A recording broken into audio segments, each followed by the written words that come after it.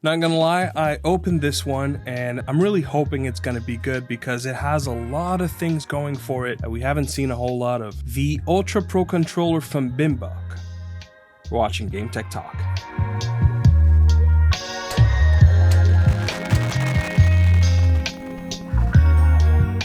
Full disclosure, this product has been sent for review. All opinions are my own and they get to see the video at the same time as everybody else. All right, so let's get it open real quick. So here we have a little bit of a sleeve. Shows a little bit of the features, everything we need to know. The controller. We have different sticks options. So to show you what they look like, there you go. Pair for each, of course. There's a dongle, of course, that is 2.4 gigahertz, an instruction manual, and USB-C to USB-A, branded as well, Binbok, as you can see here. And let me change these right away before we start talking about ergonomics. Yeah, okay, so I like the shape better, but they're definitely taller. Actually, not uncomfortable. I'm not usually the type to go for taller sticks, but the grip is also different with this one. And that actually will start the ergonomics conversation. Probably the reason why I said what I said in the intro. When holding this controller, at first glance, it looks like a traditional Xbox-like controller, or you know, like the popular ones. But when you hold it, it actually feels different. It's one of those. So if you've seen a few of my controller reviews, you probably will have heard me at some point say something along the lines of, I like when companies dare a little bit with their ergonomics because everything feels kind of a copycat of something that's already out there. Now, not necessarily in terms of features, but at least in terms of ergonomics. And I absolutely understand why. I mean, you have such great options out there. Why not just copy what already works, right? However, I do appreciate when a company goes a little bit further than what is expected to try to provide something that feels different. And this is one of those, definitely. Especially when looking at these portions and the fact that you have like what would feel like a tape grip, but rubbery, very, very, very nice feel. It really holds onto the controller nice. It's a little hard to see because of the material, but this part here where your pinky and your ring finger would lay basically is definitely more pronounced than what we usually see, which is really nice. I find that it positions your major in a way that it's just at the perfect place to hit those back paddles. Overall, really enjoying the ergonomics. All right, so let's talk about the buttons. So we have definitely mechanical buttons here. D-pad feels tactile to me, maybe like a dome switch kind of thing, but definitely not mechanical. Same goes here. So we have analog triggers, so tactile as well. Something, and that might be my unit specifically, but the sound is a little different. Nothing too alarming, really, just a little observation. Now, when it comes to the D-pad, and actually we're gonna kickstart a game right about now, it feels good. It feels really, really good. It looks like a D-pad that could be swapped to something different. Oh, I guess it can. They don't provide differences, but I've seen these D-pads elsewhere. So I guess if you wanted something that would be more traditional, actually, I think it's MobaPad, if I'm not mistaken, that uses this. Yeah, it looks very similar, right?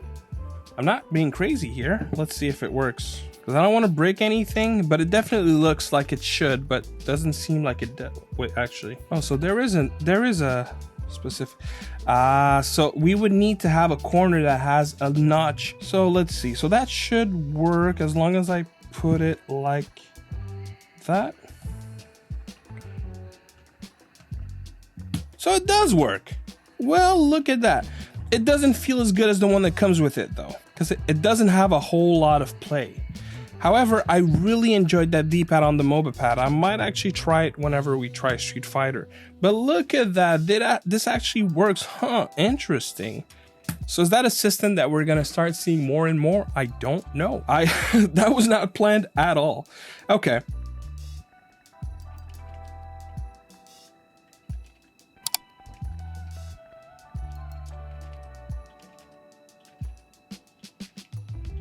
I mean, look, I'm not making this up. You guys are seeing it as I am. I haven't missed a single. Oh my. Okay, so I don't think it's the same switch as the MobaPad. M6 HD, but maybe it has to do with just that form factor. On average, I'd say membrane D-pads is probably what I prefer, but between the MobaPad M6 HD, which in my opinion is the best D-pad I've used on a Joy-Con, and what I'm seeing here, like I've just done what, 7 Dragon Punch in a row without missing a single one. Like I'm gonna make sure to leave that portion uncut.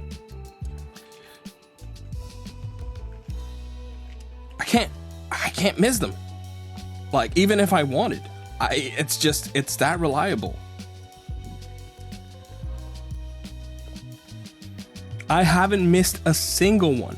Okay, D-pad, check, for sure. If you're playing fighters, check for sure, 100%. You can definitely hit arrows from 1. There isn't a proper center pivot, but it does go down a little bit, so it feels very much like if you had one, which is probably ideal, which is probably what you want with a tactile style button. Perfect. Let's look at the sticks, and to do that we're actually going to switch to my trusty Lenovo Legion Go. I just did the sticks on that one, so we're going to go there. Okay, so here we are, all effect. We definitely have a fairly aggressive algorithm, as you can see what's happening, but at least the fact that it is not following the circle, I feel like that algorithm is not going to be as hurtful. However, I think this has proven already that this is probably not your go-to high performance sticks controller for competitive gaming. But for everything else, I don't see why you would have issues.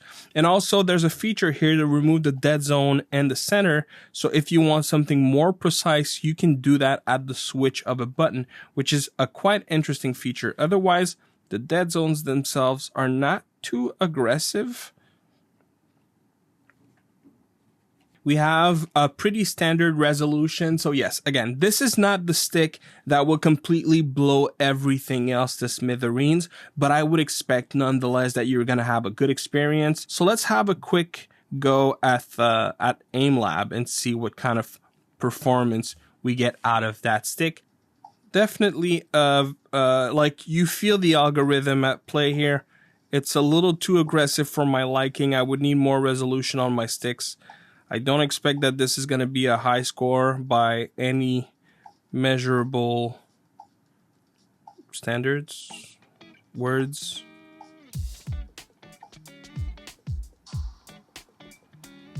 Yeah, so that's what, 14,000.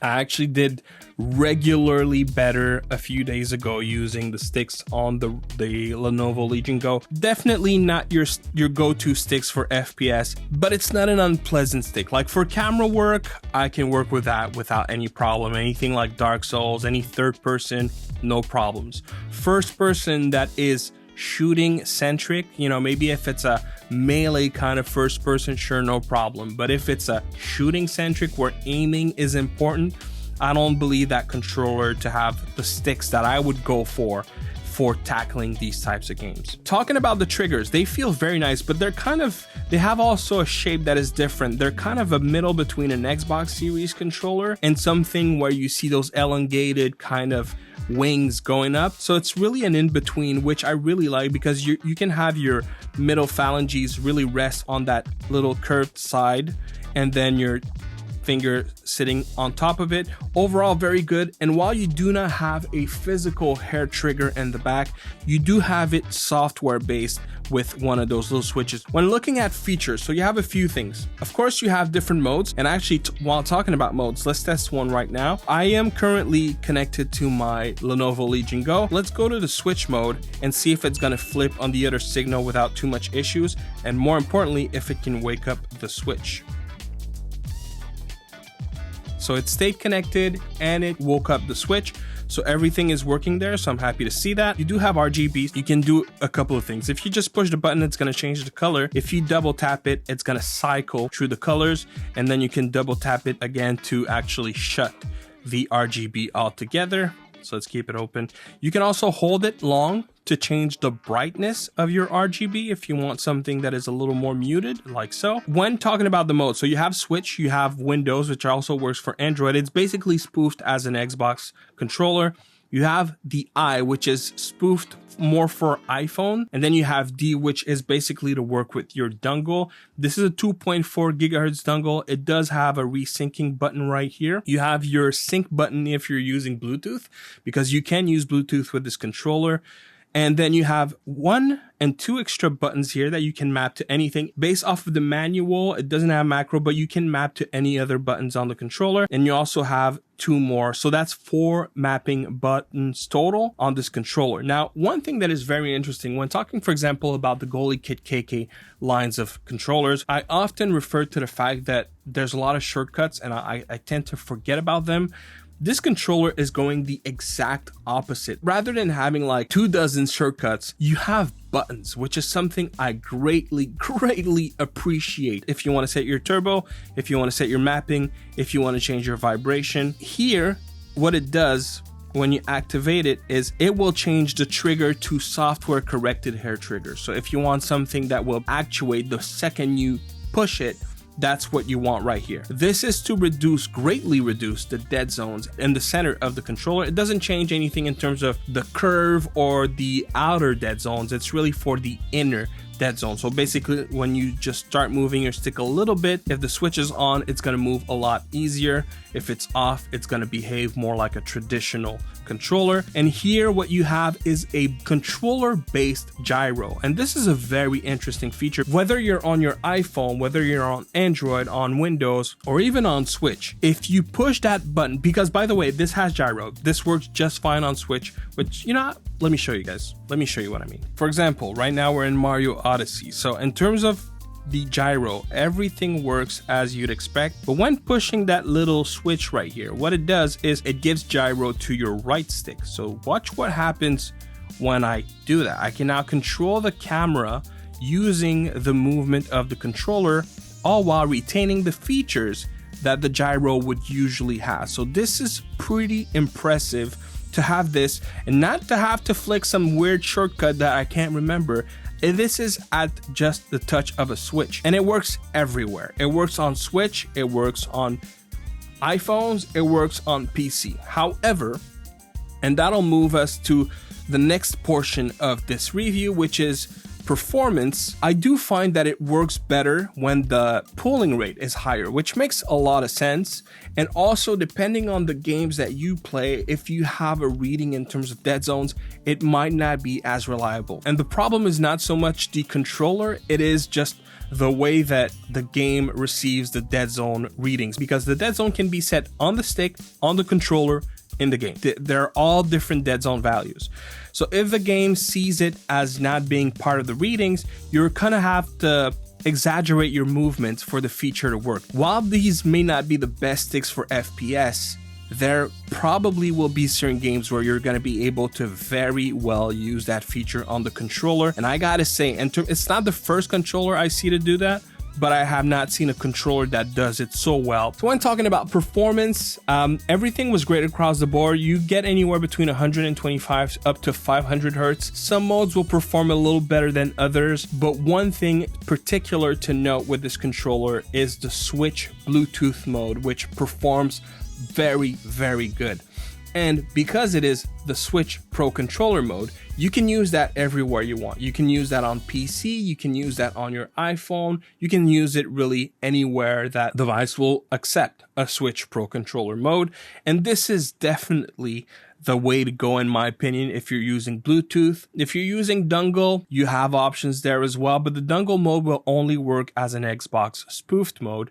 And then, of course, if you use the wired mode, also you have options, because basically everything can be used wired, be it S, W, I, or D. They're just different modes. Now, of course, this is one of those controllers that doesn't have any companion app with it. That's the part where I couldn't stress this enough. I love the fact that everything is at the touch of a button. You want to change your lighting, touch of a button. You want to change the gyro feature, touch of a button. You want to change your rumble, touch of a button. The rumble is not HD, by the way, but very good quality.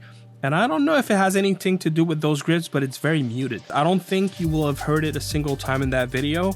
That is because it really works silently. However, it packs a punch. So that's probably one of the better non-HD rumble controllers I've used. Very, very good quality, amazing D-pad. I was so hoping this controller was going to be good, even just from the price point, which we'll get to in a second. I did not expect this to be a Vader 4 Pro killer or an Apex 4 killer or a DualSense, or, you know, this is not the kind of expectations that would be fair to have from a controller like this one. But in terms of features, this is probably top 5, dare I say top 3. Extremely easy to use. You have your buttons that are marked. Your A is not there and your B is not there, but you have it right here. Like, to me, it feels good enough to let me understand at a glance. I feel like I see it here, especially the fact that the buttons are white and the markings are black. So it, you know, it kind of gives me that visual precision, that visual distinction is what I should say.